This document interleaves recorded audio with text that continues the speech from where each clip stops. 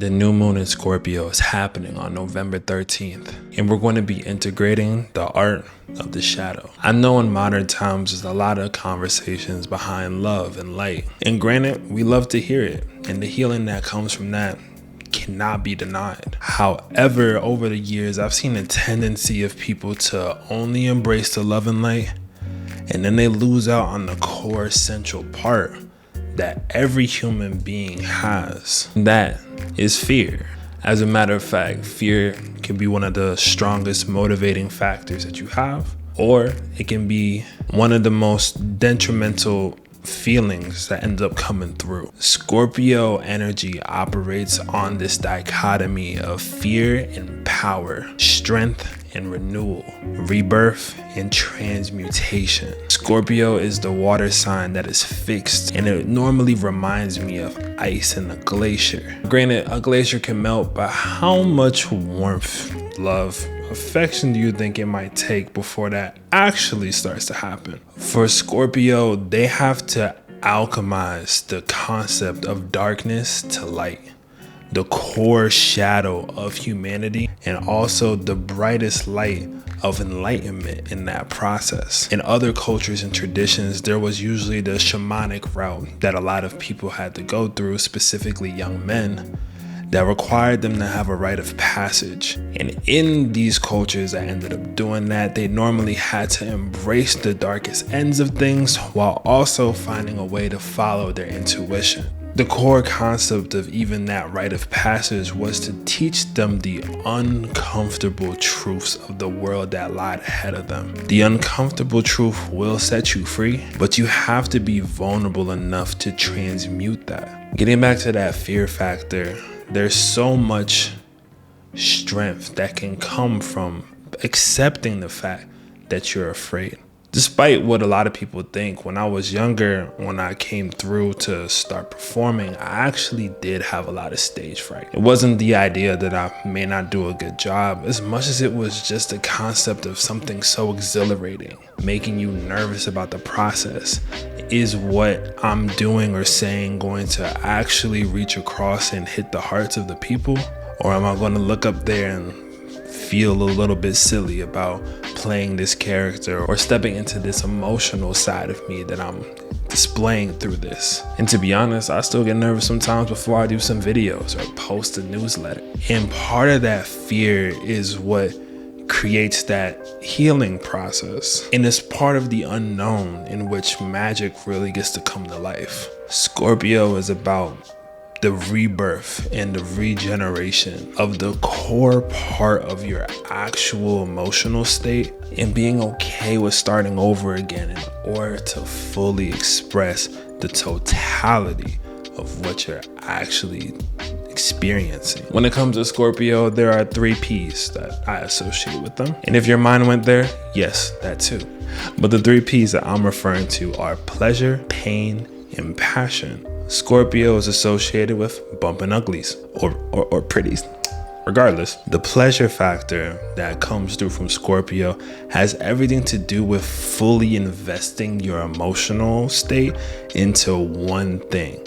When it comes to people with Scorpio energy, they can be hyper, laser focused on something that they're passionate about, whether that be a hobby that they do, the job that they have, or the relationship that they're in. There's a sense of pleasure that's in the ability to go underneath all of the facade and actually find the truth in that subterranean level, the one that we typically try to hide from the normal parts of the world, which leads to the pain aspect of this as well, where Scorpio energy people have a lot of karmic energy that's tied to them. And as they learn how to maneuver this or go through experiences that cause that water to have to transmute, it's in this pain body that Scorpio's actually able to make a difference. For example, you may not get motivated by somebody who has had everything kind of given to them, but once you hear a struggle story about how this athlete came up from the dirt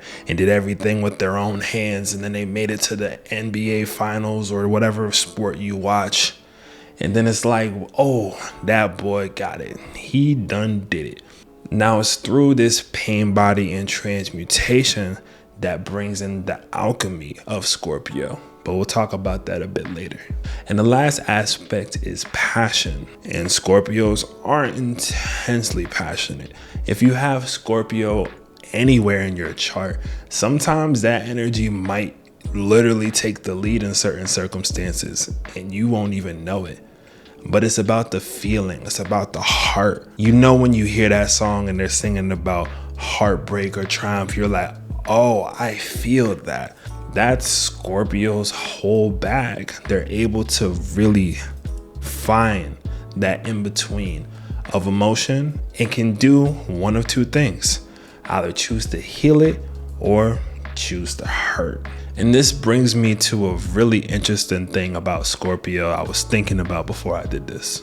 Did you know that a scorpion's venom can also be used in medical application to heal certain ailments?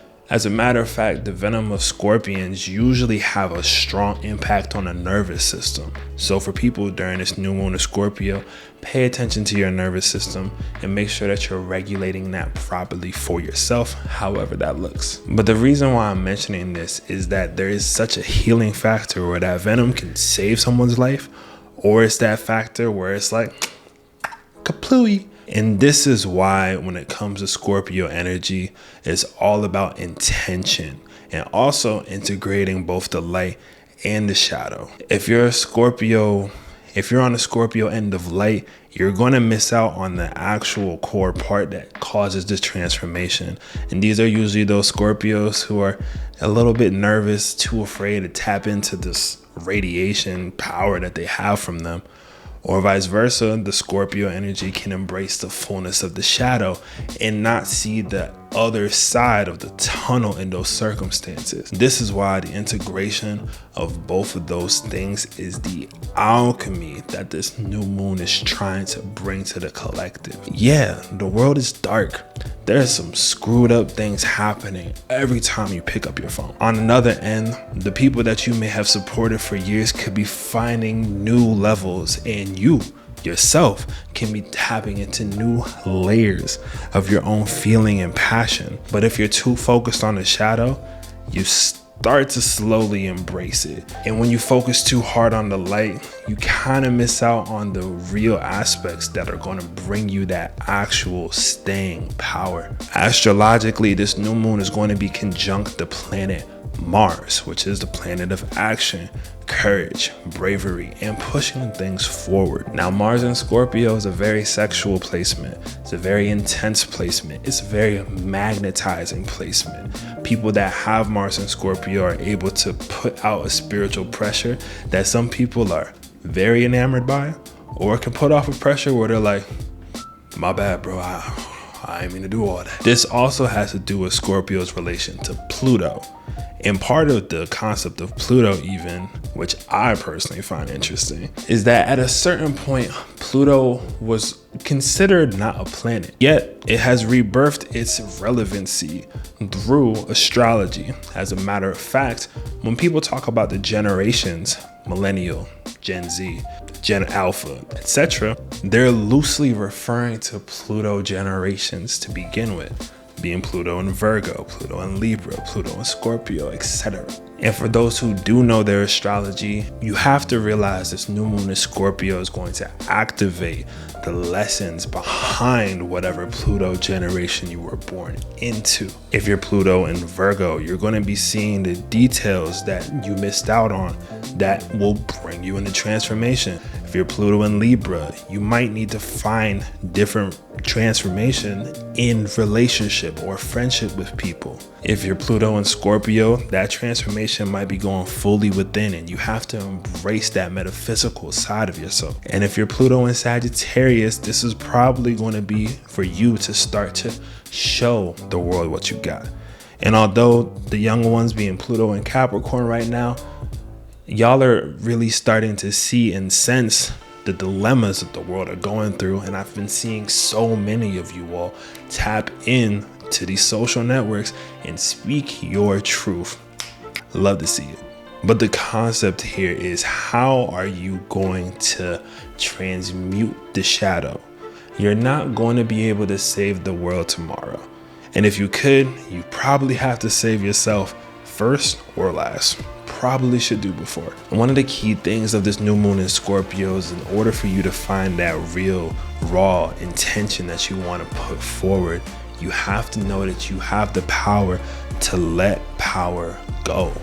So the past power dynamics you may have had, referring back to when things used to be a certain way, if it's not that way now, make something different out of it. But make sure that you tap into how you're actually feeling first.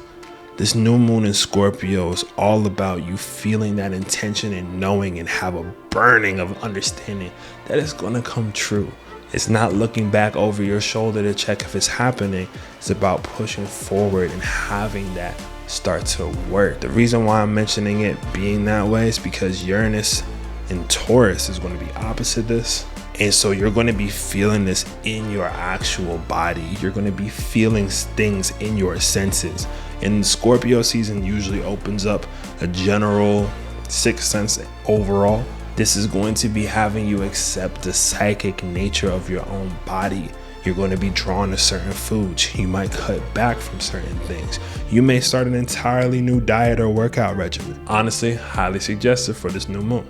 But the concept here is that we all have desire. We have the desire we talk about, and sometimes we have desires that are very deep, but we only speak to in intimate settings. But once more, this is about having the power to let that control go and embrace the deepest portions of how that feels. In order to actually make love and light through the shadow of humanity, you have to embrace the alchemical process of love. Because if you love someone deep enough, despite the flaws they have, despite the mistakes they made, you still have that desire and craving for their wellness, health, and happiness. That brand of love is going to be activating this new moon in Scorpio. And where you choose to put it is going to be entirely on you. This new moon in Scorpio is going to make you feel like emotionally nude. But it's through this feeling of vulnerability that true power gets to rebirth itself like a phoenix. Maybe the key to it all is to just feel and sit in that feeling and make friends with what comes up in that process. As you embrace the art of the shadow, this new moon in Scorpio, just know that you are in the driver's seat to take that to the next level. And it's going to be through the silence that the waters of Scorpio get to show you exactly what you're aiming for. Lean on your spirit guides, lean on your ancestors, and most importantly, lean on yourself. Let the magic begin.